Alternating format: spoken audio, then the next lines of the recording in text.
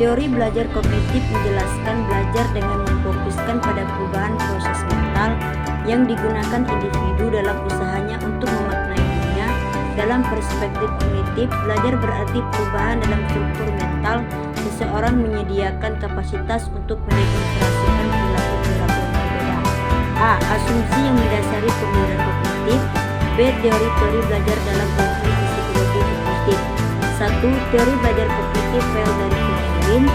2. Teori belajar kognitif Development dari Jean Piaget. 3. Teori belajar Discovery Learning Burner. Inteligensi terdiri dari 3 aspek, yaitu yang pertama yaitu struktur atau skema, yang kedua yaitu isi atau konten, yang ketiga yaitu fungsi. Aspek ketiga ini terdiri 2 macam invarian.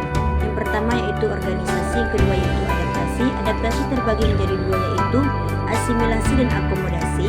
Adapun tahap-tahap perkembangan kognitif menurut Piaget, yang pertama yaitu tahap sensorimotor usia 0 sampai 2 tahun. Yang kedua yaitu tahap preoperasional konkret usia 7 sampai 11 tahun. Yang ketiga yaitu tahap operasional konkret usia 7 sampai 11 tahun. Yang keempat tahap operasional formal usia 11 tahun sampai ke atas.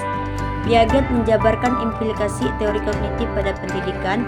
Yang pertama yaitu memusatkan perhatian kepada cara berpikir atau proses mental anak, tidak sekadar kepada hasilnya.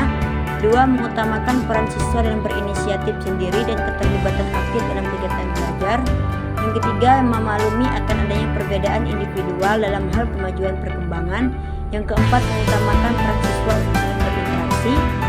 Yang ketiga yaitu teori belajar Discovery Learning Burner. Ada 3 tahap pertumbuhan anak-anak dalam berpikir. Yang pertama yaitu tahap efektif, yang kedua yaitu tahap ikonik, yang ketiga tahap simbolik. Inilah materi yang bisa saya sampaikan. Saya Eri. Wassalamualaikum warahmatullahi wabarakatuh.